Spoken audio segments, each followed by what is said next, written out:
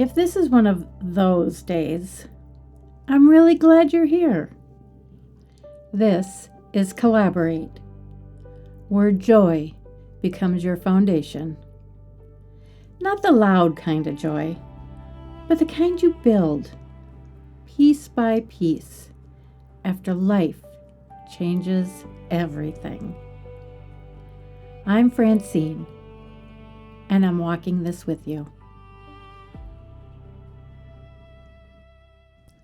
In the last episode, we talked about the dreams that stayed. The writer, the artist, the singer, the creator, the dreamer. The parts of ourselves that may have grown quiet, but never completely disappeared. Today, we're going to talk about what happens when those pieces are ready to speak. Because remembering the dream is one thing. Believing your voice deserves a place in it can be something else entirely. So today's question is this: when did you stop believing your voice mattered? I do not remember the exact moment when my voice became quiet. There was no single day when I consciously decided, I'll stop asking questions now. I'll stop sharing what I think. I will make myself smaller.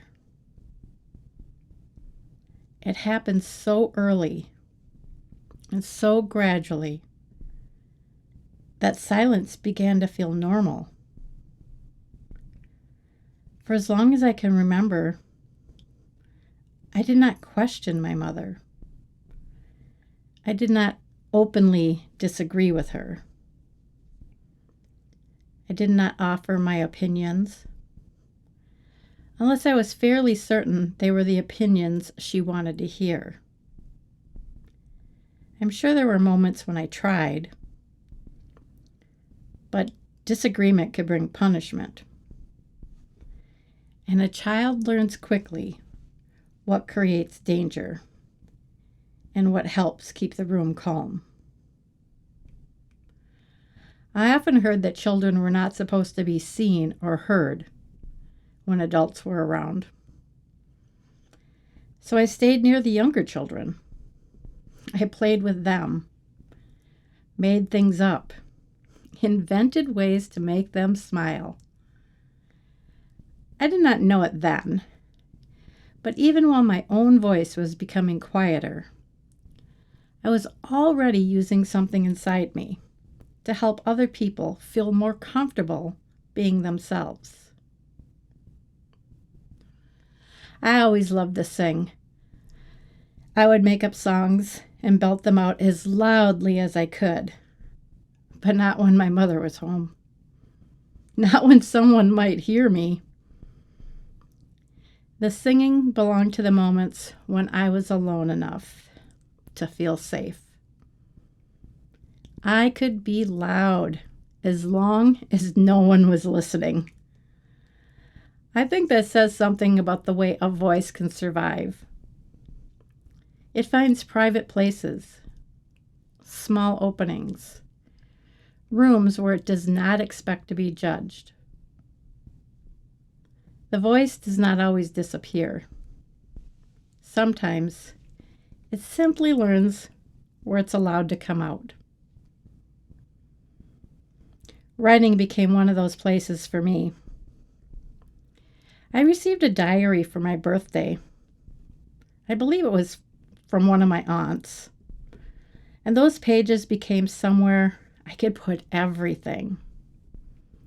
My secrets, my dreams, my questions, the things I was afraid to say. When I wrote, I did not have to watch anyone's face change. I did not have to prepare for a cruel response. I did not have to defend what I felt. the page let me finish the sentence. Writing felt like a place where part of me could remain safe. Even now, writing often feels safer than speaking out loud. I'm getting better at speaking, but writing still gives me time to listen to my own words before someone else's reaction can interrupt them. As a child, I became overly careful. I learned to look around and notice what needs to be done. What chore could I complete? What answer would keep the peace? What opinion should I have so no one becomes upset? I tried to earn approval by cleaning, helping, or making something I hoped would make my mother proud. But she could usually find something wrong with it, something to criticize, something that left me feeling defeated. Eventually, you stop bringing your excitement into the room. You stop saying, "Look what I did. Listen to this idea. I am proud of myself." Not because you no longer feel anything, but because you learn that sharing the feeling may cost more than keeping it to yourself. Silence was not simply part of my personality. Silence had become a survival skill. When I entered my first marriage, I brought those skills with me. I was already trained to read a room, to watch a face, to notice the smallest change in someone's voice, to adjust myself before the situation became worse. In the beginning of the marriage, I believe I could disagree sometimes. I was still cautious, but I had opinions. After I became pregnant, the verbal abuse and control began growing. Slowly, I learned that I was allowed to have an opinion as long as it made him look good. I became very good at listening for cues. Which subjects were safe, which ideas would upset him, what was already a no before I even opened my mouth. When I knew a topic might upset him, I would rehearse what I planned to say. I would choose the words carefully, change them, soften them, try them in a different order. Then I would watch his mood and adjust everything again. That was not communication. That was self-preservation. Sometimes I said nothing because saying nothing made life easier. And sometimes I became so exhausted by the control that I would provoke an argument on purpose. Not because I wanted the consequences, because I was tired of disappearing. There are moments when the need to be heard pushes through, even when speaking is not safe. Anytime I felt proud of something I had done, my husband could find a way to make me feel smaller. It felt familiar. It was the same kind of message I had heard growing up. Do not think too highly of yourself. Do not believe this belongs to you. Do not expect to be celebrated. When someone else complimented something I had done, he would sometimes find a way to take credit for it. I created a bedtime ritual with my children. I would say a sentence, and they would repeat it back to me. Night, night. Sweet dreams. Love you. See you tomorrow. Sleep good. It was ours. A small, loving rhyme between me and my children. But my husband told people that he created it, even though he was rarely there at bedtime. Years later, I included those words in Kat's funeral program. And he was still telling people that the ritual had been his. It may sound like a small thing, but when someone repeatedly takes ownership of your ideas, your work, or your memories, you can begin questioning whether anything truly belongs to you. He spent our money and blamed me when the bills were not paid. For years, there were things happening financially that I didn't know anything about. And yet, I was presented to other people as the irresponsible one. That pattern made me question what I knew, what I remembered, what I saw happening directly in front of me. When another person sounds certain enough and tells the story often enough, you can begin doubting your own experience. Your voice does not only become quieter in conversations, it can become quieter inside your own head. Then came the sentence I have shared before. My husband told me that if anyone truly got to know me, they would realize I was insane. Those words were intended to erase whatever confidence I still had. And for a moment, they did. I sat on the floor, wondering whether my children were safe with me, wondering if he was right, wondering if I could trust anything I thought about myself. But somewhere inside that fear, a question formed. What if he is wrong? That question became an opening. I did not know it yet, but my journey back to my own voice had begun.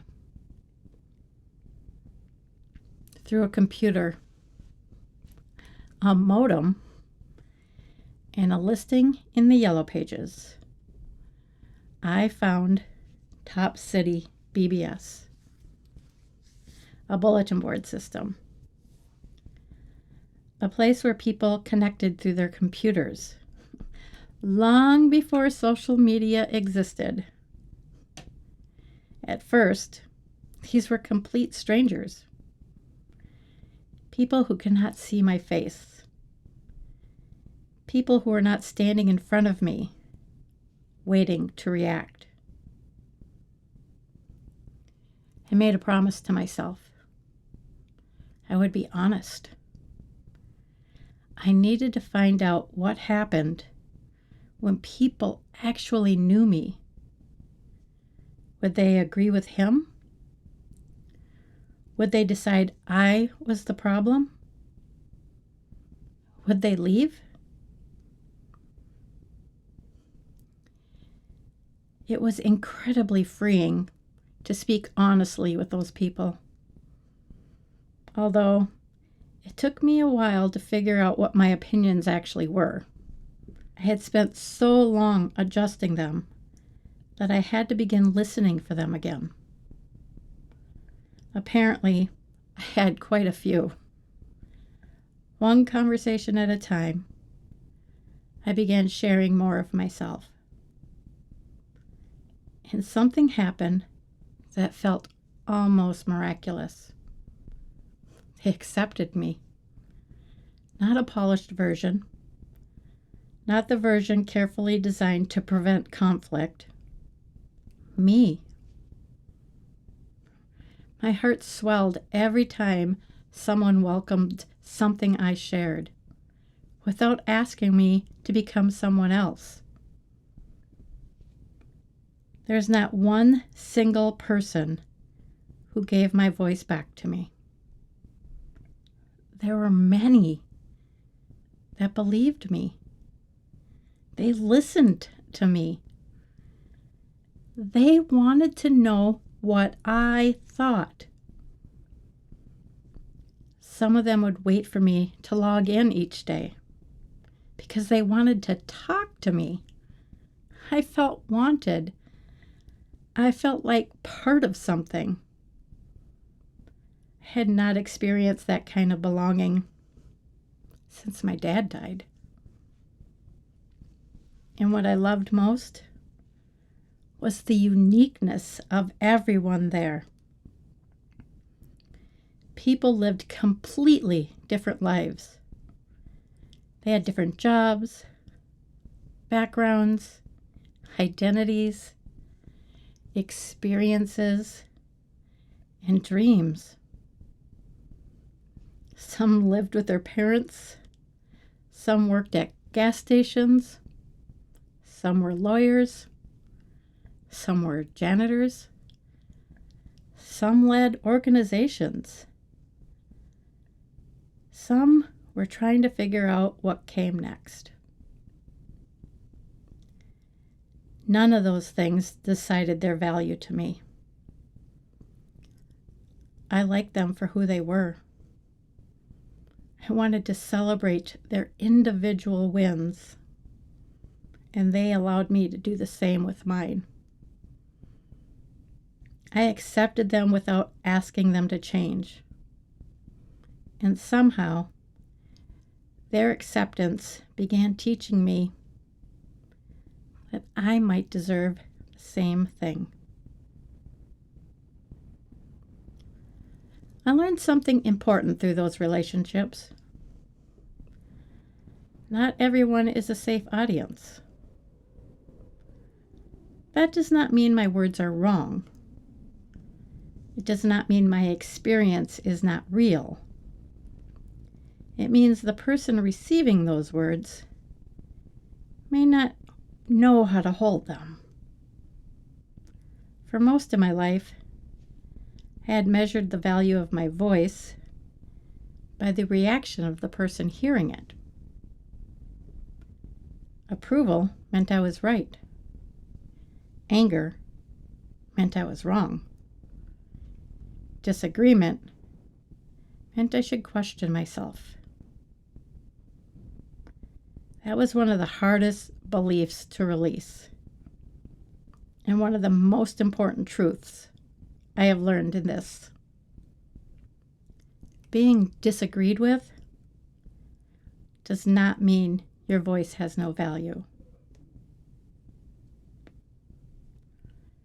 Finding your voice is not about becoming louder. It is not about winning every argument. It is not about never doubting yourself again. A voice can shake and still tell the truth. Your hands can tremble. You can lose your place. You can wish you had said it differently afterward. The words can come out imperfectly. That does not make them meaningless. Perfection has never been a requirement for truth. The first speech I gave after Kat died was her eulogy. I spent days writing it. I wanted to share what I believed Kat needed people to understand. The life she had lived, what she had carried, the journey that had brought us to that day. I was afraid of being ridiculed, afraid someone would call me a liar because they had not experienced the same version of Kat that I had. Other people had their opinions, their memories, their interpretation of her story. But I was her mother. I had lived our story beside her. And in that moment, I no longer cared enough about everyone else's approval to let it stop me from speaking for my daughter. I was lost. I was grieving. And telling her story felt like the best thing I could still do for her. So I stood up and I spoke.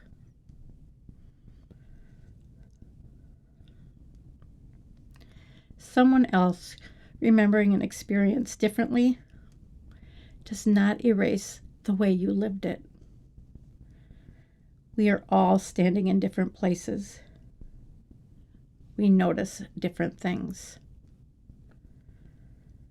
We carry different histories into the same room. Two people can be present for the same event and leave with very different memories. That does not automatically make one person dishonest. And it does not make your experience less real. For years, I thought someone else's certainty had the power to cancel what I knew. It does not.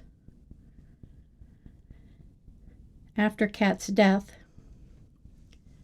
I began speaking about suicide awareness and mental health awareness. I knew there were things people needed to understand. The stigma had been so strong. People did not always tell Kat the truth about her illness. Doctors did not always have the answers, but that uncertainty was not always explained honestly. And when someone already feels ashamed, silence can make that shame grow. I knew I could not change Kat's story, but perhaps sharing our story could help someone living another one. I spoke at the Minnesota State Fair. Afterward, several people approached me. They told me they planned to take their prescribed medications because something I said helped them view those medications differently. Not as punishment, not as proof that they had failed, but as support their individual body or mind needed. That moment stayed with me. I had not fixed anything for them. I had shared a story. I had offered language. And somehow, they recognized themselves inside it. That was when I saw clearly that what I had to say might help someone. Not everyone. It did not need to reach everyone. It reached the people who needed it in that moment. And that was enough. I believe our stories can help other people. Not because we owe everyone every detail. Not because everything we survive must be made public. And not because pain only matters when it becomes useful to someone else. But when something we have learned can help another person feel less alone, there can be meaning in sharing it. My story has not stopped teaching me. Every chapter has carried something different. Something that may help another human being recognize their own experience. Sometimes our voice becomes a bridge between what we lived and what someone else has not yet found the words to say.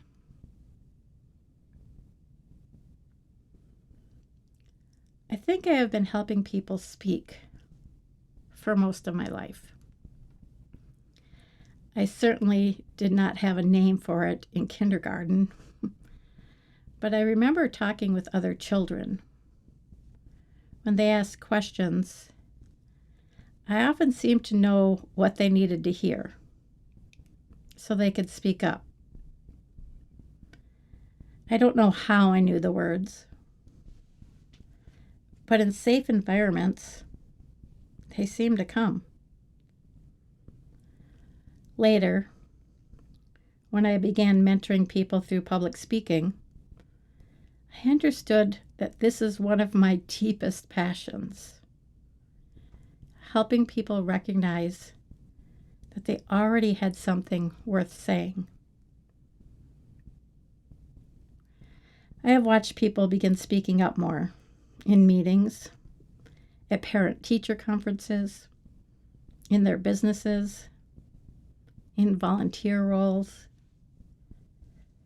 Some have stepped onto stages. Some have performed in plays.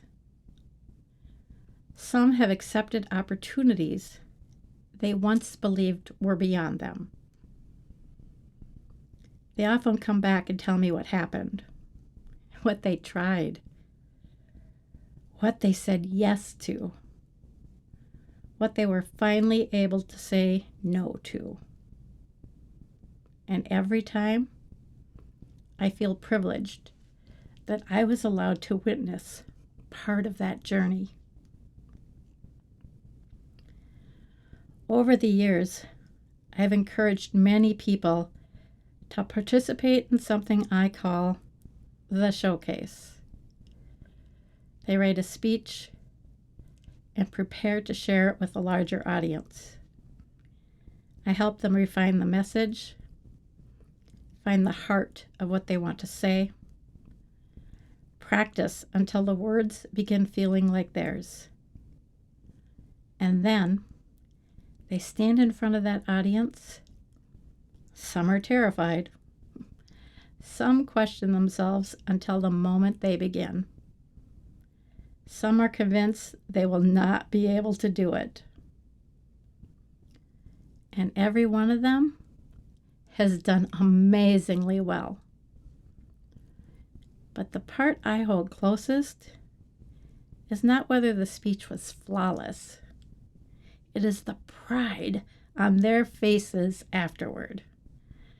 That moment when they realize, I did that. I had something to say, and people listened. I am not sure that I recognize someone's voice before they do. Their voice belongs to them. They are the only person who can truly discover what it sounds like. But I often recognize that they are capable before they believe it themselves. I see the possibility, the intelligence, the lived experience, the perspective no one else can duplicate. Sometimes, with a little encouragement, they begin seeing how incredible they are too. That is one of the most beautiful gifts I have ever received. Watching another person begin believing what was already true about them. For a long time, I thought I needed to find my voice. But my voice had been there all along. It was in the songs I sang when no one was listening, the secrets I placed in my diary, the stories I invented for younger children, the opinions I carefully hid, the questions I was afraid to ask, the words I rehearsed, but sometimes never said. My voice was not missing. It had been buried beneath years of conditioning. What I needed was to stop giving other people the authority to decide whether it mattered. That journey took time. Longer than I wish it had. But every story has its own journey. Even mine. Confidence did not arrive first. I did not wake up one morning fully certain that everything I had to say was valuable. I used my voice, and confidence slowly followed. One written sentence, one honest conversation, one speech, one room, one person who listened, then another. A voice can shake and still be moving forward. Confidence often comes later. After we have taken enough trembling steps to realize the ground is still beneath us.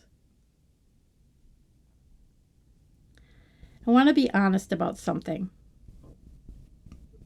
Confrontation can still stop me in my tracks. It does not feel safe to me. My body remembers too many moments when disagreement led to something painful. So finding my voice has not turned me into someone who enjoys an argument. It has not made every difficult conversation easy. And finding your voice does not have to mean confrontation. Sometimes it means writing the words first, sending a message, making a piece of art, answering one question honestly, or sharing something with one person who has shown you they can listen safely. The right way to express your voice may not look like anyone else's. You do not need a microphone, a stage, a platform, or a large audience to have a voice. Your voice may appear in writing, in a phone call, a text message, a piece of art, a response to a question, a boundary, a quiet no. Sometimes, finding your voice is simply learning to recognize it inside your own mind. Separating what you believe from all the opinions that were placed there by someone else. Maybe you learned to edit yourself before the words ever left your mouth. Maybe you rehearsed simple conversations because you were already preparing for someone's reaction. Maybe you know exactly what you think until another person looks disappointed. Maybe you spent years being agreeable, helpful, funny, or easy to be around, because those roles felt safer than being fully known. Maybe writing feels safer, or art, or music. Maybe your truest conversations still happen only inside your head. You're not alone in that. I see you there. And there are other people who will see you too. You do not have to begin with an entire room. My voice began returning through conversations with people who initially lived inside my computer. Your beginning may be one safe person. One person who listens without immediately correcting you. One person who lets you finish the sentence.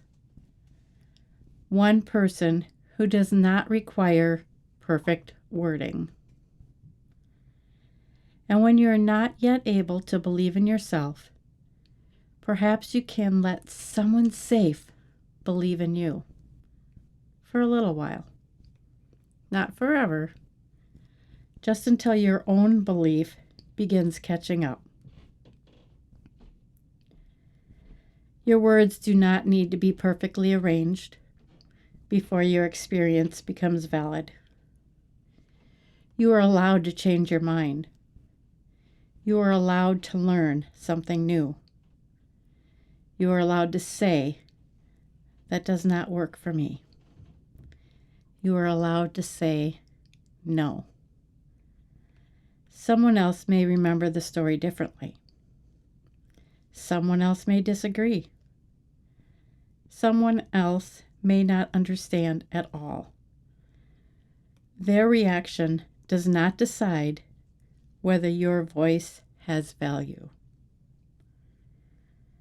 For just a moment, notice what happens inside you when you imagine saying what you truly think. You do not have to say it now. You do not have to make a decision. Just notice. Is there a sentence that arrives before you begin editing it? A feeling you understand before you explain it away? A quiet knowing beneath all the other voices? Perhaps that is not the whole answer.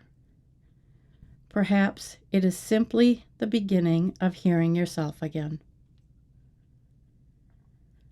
Finding your voice does not mean everyone will agree with you. It does not guarantee approval. It does not protect you from being misunderstood.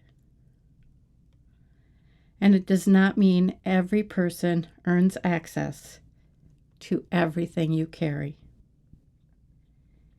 It means your words are no longer required to pass through someone else's permission before they can matter to you. Your voice does not need to reach everyone. It only needs to reach the people it was meant for. Sometimes one of those people is you. Joy can appear in the moment. You say one true sentence and do not immediately take it back.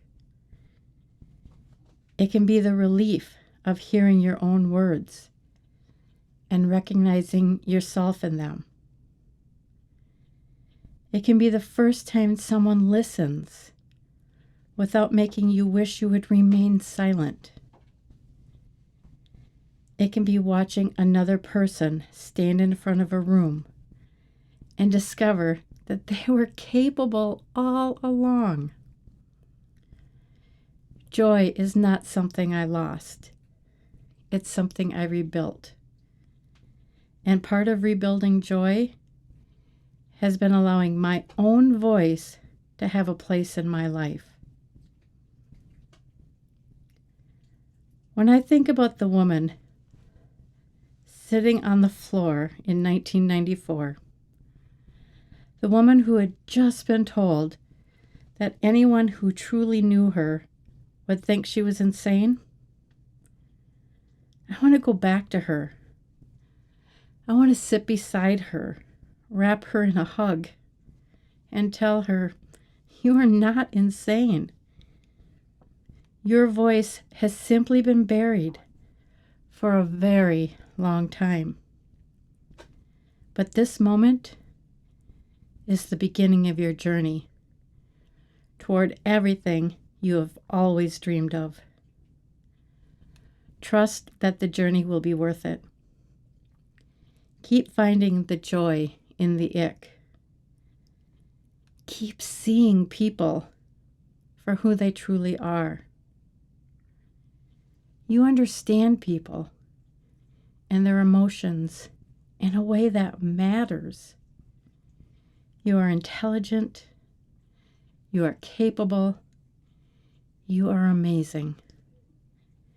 And one day, the voice you are trying to find will help other people begin believing in theirs. So today, perhaps you do not have to find your entire voice. Maybe you only notice one sentence that you've been afraid to claim. One opinion that belongs to you.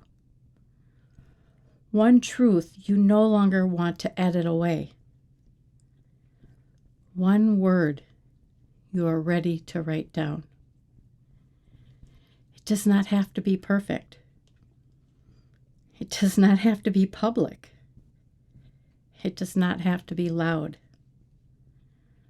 One shaking step can still be a step. And when you're ready, there can be another. As we continue through this season, we will also continue making room for the people we carry with us. On the last Wednesday of each month, Kallaborate holds a Say Their Name episode. If there's someone you would like remembered, visit Kallaborate.com and choose Say Their Name to share their name with me. Just their name, or one sentence about who they are to you. Their name is enough. They were here. They mattered. They are not forgotten. Next time, we're going to move into the emotional center of the Season 2 journey. Trusting yourself. Because recognizing your voice matters is one step. Learning to trust what it is telling you can be another journey entirely. We will carry this question with us. What might change if you trusted yourself more? For most of my life, I thought other people had the authority to decide whether my words mattered. My mother, my first husband, people who disagreed, people who judged, people who remember the story differently. But my voice did not belong to them. It never did. It was there, inside the diary, inside the songs, inside the stories, inside the eulogy, inside every speech, inside every person I encouraged to stand up and share something meaningful. My voice was not gone. It was waiting for me to stop asking everyone else whether I was allowed to use it. And maybe, beneath all the editing, second guessing, and careful silence, yours is still there too. We'll keep walking together, one conversation at a time. I see you.